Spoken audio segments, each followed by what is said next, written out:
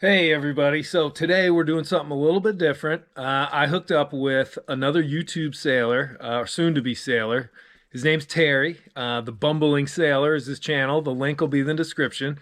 But we just got online and had a nice little conversation. I think you guys will all really enjoy and really just getting to know somebody else who's right in the beginning of their sort of solo sailing adventure. And channel's awesome. Got my attention for sure. And without further ado, here we go. So now we are live with the bumbling sailor himself, Tery. How you doing across the pond? Thanks for joining us, man. No problem whatsoever. I am tired. And it sounds like it's really late here or something, but it's like 7:30 at night and I'm knackered. You had said, were you watching some football today? Oh yeah, I just watched the Arsenal and Man United game. Oh, very nice. Who won? Arsenal, unfortunately. Well, hey, What what can you can you do? do? So you're there right now on the boat in the boatyard, and I think we had talked about this before, but you're living on the boat, correct? Yeah, that's right. I'm in this tiny little 26-foot Contessa with zero spare. I've got about 2 square feet to stand up in, but I can't actually stand up. And I'm both living and working on the boat. Yeah, so it's fun. Oh yeah, well, and that was one of the reasons, that drove me to your videos was that it was a Contessa, and I thought to myself, this guy wants to go and do some pretty cool stuff, and he definitely has the right kind of boat because I'm on a West Sail 32, which is a really beefy sort of, really sail anywhere in the world. Your Contessa is the same thing. It's just a bit smaller, but it really is one of the great ocean sailing boats, especially at that size range. How did you find it? Like, where can you take me through sort of the process of you becoming the owner of that beautiful boat? I can. It's all a bit accidental. Well, it kind of is and it isn't. I've been sort of thinking about going sailing for quite a while and watching loads of YouTube videos and all the rest of it. And so I read the book Maiden Voyage by Tanya Ayabi, I think it's pronounced. And she did a circumnavigation in this boat, not this exact boat, but a Contessa 26. So that sort of piqued my interest in the Contessas. And then the more I read, the more I'm like, oh, yeah, I think that's probably the boat for me. And then I was living in a van and the diesel heater went up in the back of the van, it burnt out. So I got a payout for that of like 7.5 grand, and just at exactly the same time, this little Contessa came up for 4.5 grand, and so I just thought I can either go back to work or just give it a go. So, like an idiot, I gave it a go. Let the adventure begin, sir. Oh, yeah, one day it might. I've got to get out of this boatyard first.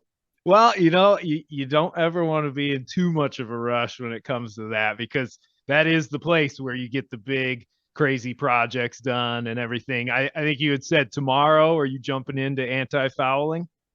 Yeah, so I'm painting the bottom tomorrow, and then I've got about a 4 day wait for some parts. I'll get the prop and the rudder back on, and then I'll probably be splashing by the end of the month, I reckon.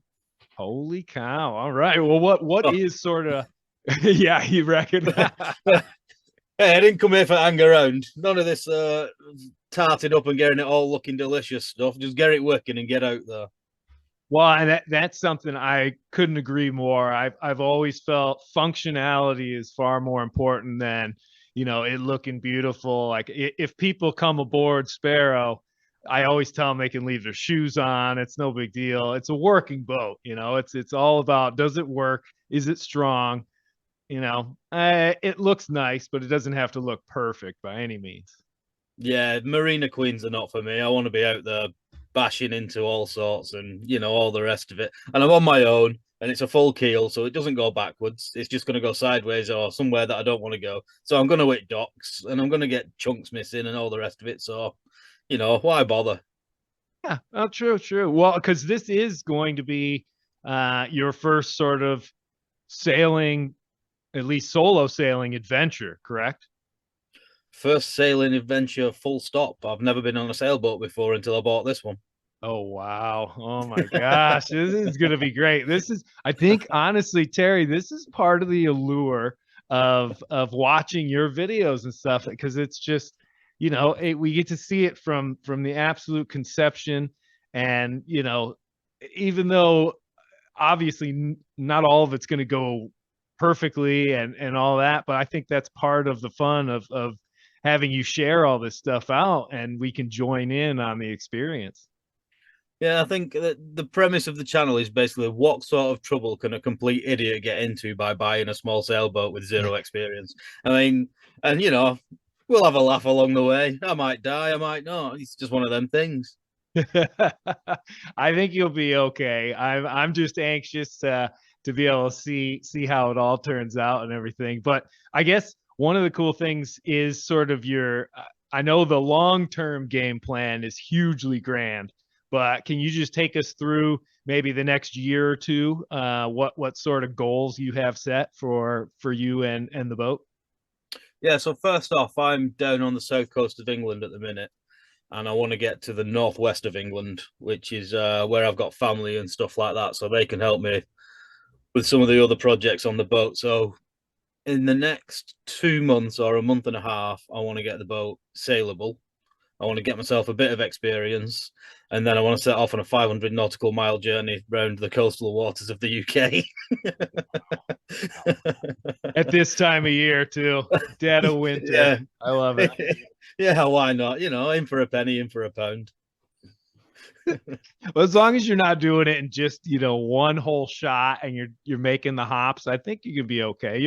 Those little passages make for great experience, not only like watching the weather and doing the navigation and all that sort of stuff, but just in and of themselves, just a even a half day hop, you're going to learn a ton each time you do that.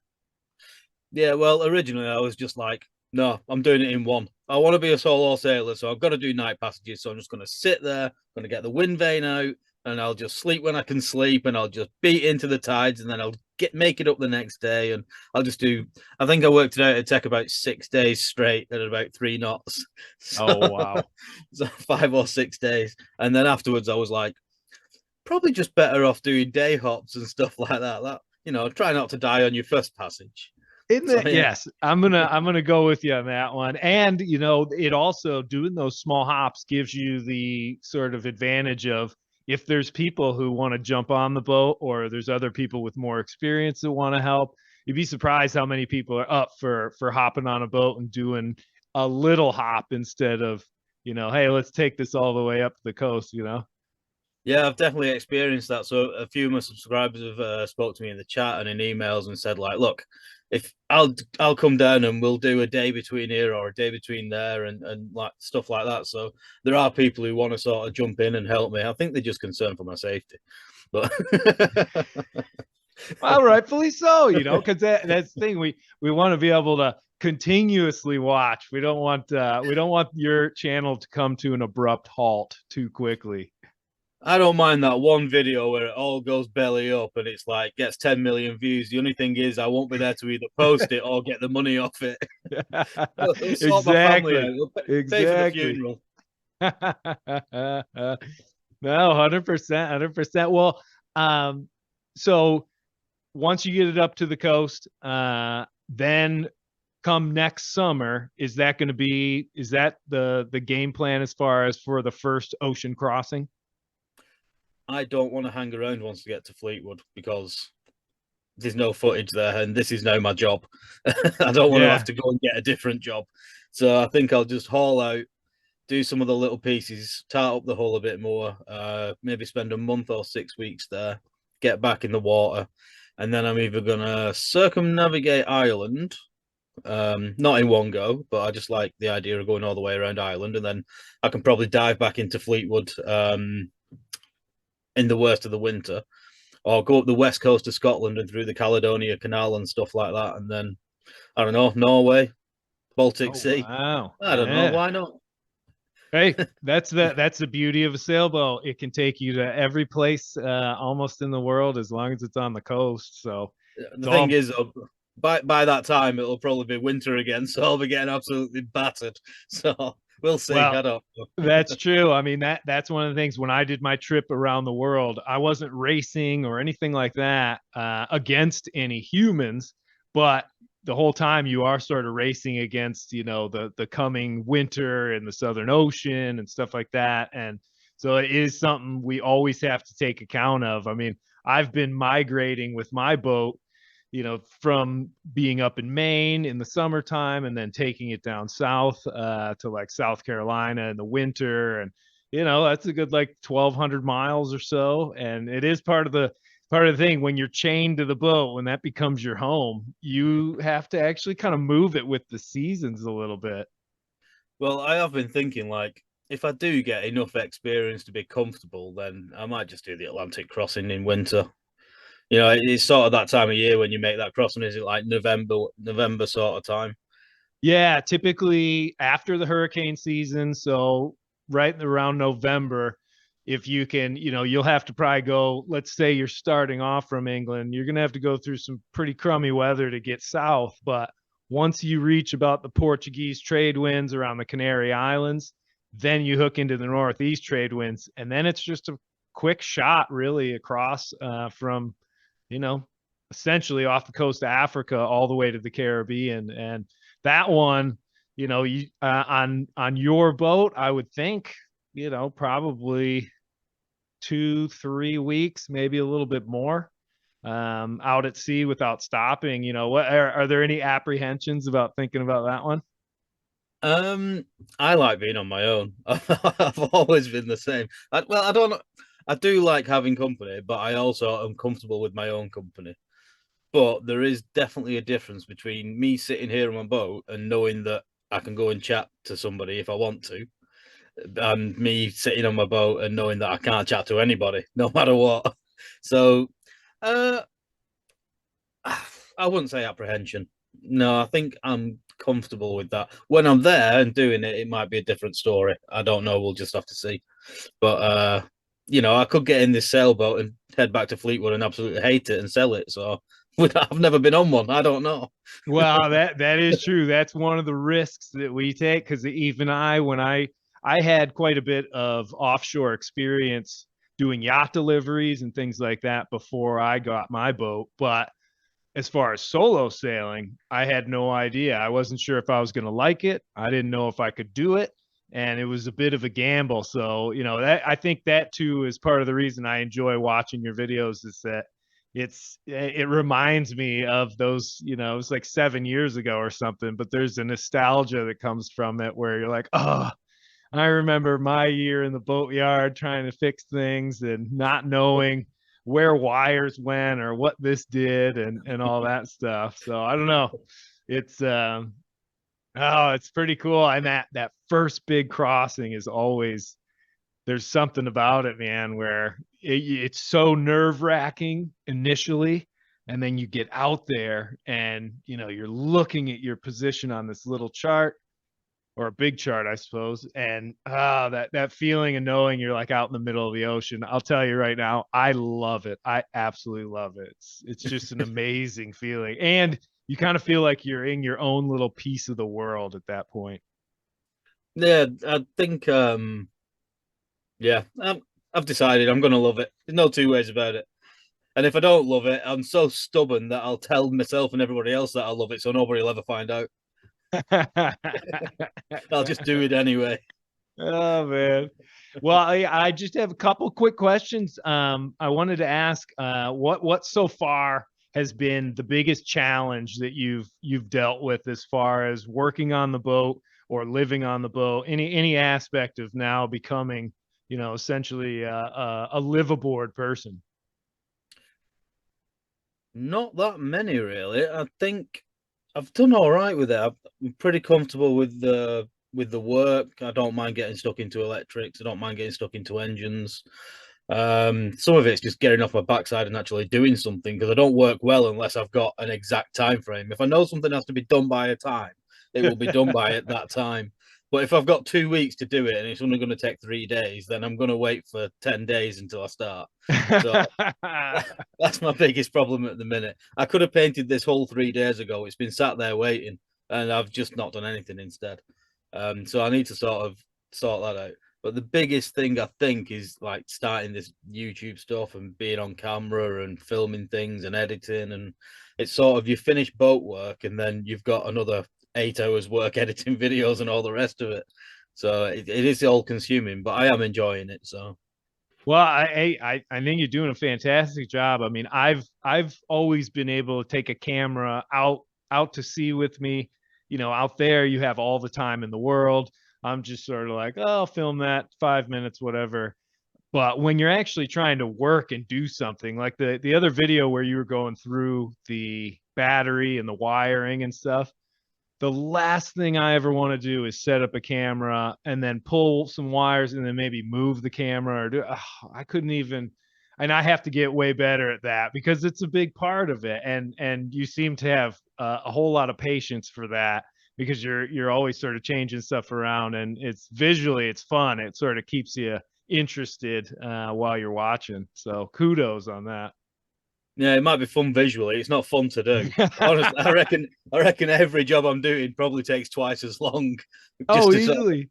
but Yeah. I've sort of started using my phone as well now because I was thinking for ages. It's a real nightmare. This I'm keeping on having to move the camera to get a shot of this and move that, and then just realize that I've got this completely other camera in my pocket, and the camera on my phone actually makes better videos than the £500 one that I bought for the other one. So I've been faffing around for Yeah. nothing.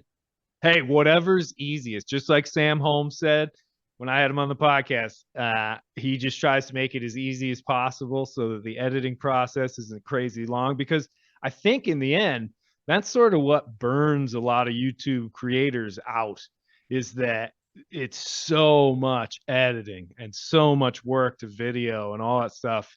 And finding that system where it's nice and easy, just that can sort of prolong and make sure that you keep doing it.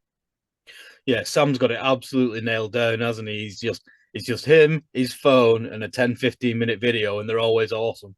It's like, Yeah. how can I do that? I'm ended up with 4 hours of footage that I've got to cut down and chop bits out and all the rest of it. Well, I'll just stick my face in my phone and try that. Yeah, exactly, right? I know. It's so So crazy. I suppose with the stage that I'm at where I'm doing the boat work, I've got to sort of film doing the boat work. It's not much of a video if I just sort of point at something and say, right, I'm going to fix this, and then just point at it again and say, right, it's fixed. It's not really a video, that is it? So No, I've got exactly. to film the process. 100%. No, I couldn't agree more. Like I said, I mean, I have trouble doing that. Like I'll be, videoing something. And I'll be like, well, I think I'm going to put a reef in the mainsail and change this and change that. And then boom, the next clip is it's all already changed. And now I'm happy and got a cocktail in my hand and it's all good. And like you said, there's a missing bit of action there that needs to be included. So, But with the yeah. things like that as well, it's how do you get that action? Apart from like sticking the camera on your head or something, so you've got both hands free. It's really the only viable way, isn't it? Or you know, Yeah, it's tough.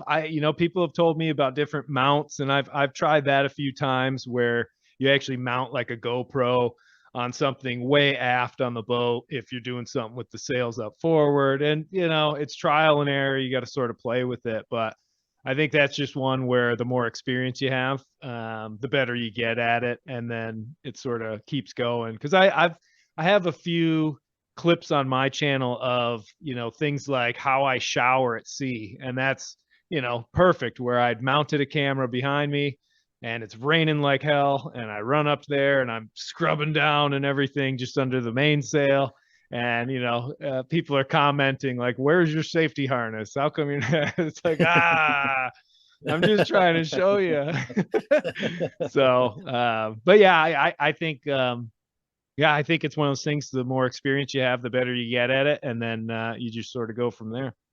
I suppose the first step is getting it on the water before I worry about how I'm going to film it on the water, isn't it? Yeah, yeah, absolutely. You got a long way to go, but hey, that's I used to always have to. It was like my mantra when I was in the boatyard, and still is when I'm like redoing things that I've done a million times. I always remember it's fun to be messing around with boats. Like that's all I have to do. I'm just tinkering.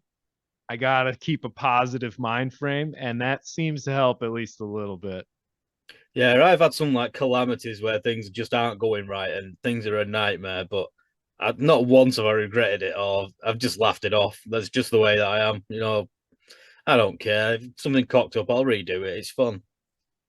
True. And that's a crucial mindset, I think, where it's just like, yeah, okay, we just broke all that and now we're gonna have to fix it and fix it probably better. I can either be mad at myself or I can just say, hey, to hell with it. Let's just do it again and we'll do it better this time. Yeah, I'm definitely the world's number one bodger. I can bodge anything. I'll get anything working with anything. And you always got to remember like that a temporary fix is a permanent fix until it breaks again. Yep. Hey, wise words, very wise words. I guess sort of the wrap up or last question that I would have is basically, and it's one of the hardest questions that I've ever tried to answer for myself when people ask this, but why are you doing this? Yeah, cheers for that. I know. Take a second. Let me just like when I used to do my presentations and stuff, I used to always at the end we do Q&A and somebody inevitably would be like, "Well, can I ask like just why would you do this? Why would you want to go and spend money and sort of risk your life and do all this stuff when you don't really have to do it?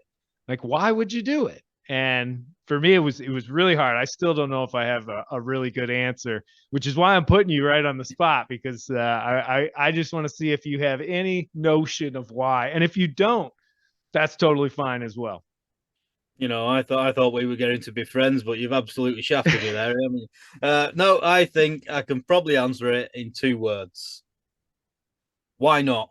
I knew you were gonna say that. No, so it's not a rehearsal, is it? We've got 70, 80 years if we're lucky, and you only regret the things that you don't do. So I thought about doing it. So if you want to do it, just do it. You know, you're not going to get anything done sat wanting to do it. So if it doesn't turn out, then I'll just do something else. Life is just a series of experiences, man. Absolutely perfect. Honestly, that is one of the best answers I think I've ever heard, and I can relate to it 100% because yeah, in the end, what are you left with? You're left with all these grand memories of the things that you did, and the only regrets you're going to have are the things that you didn't do. So, Exactly. That's why I'm going to go and double the horn next week. That's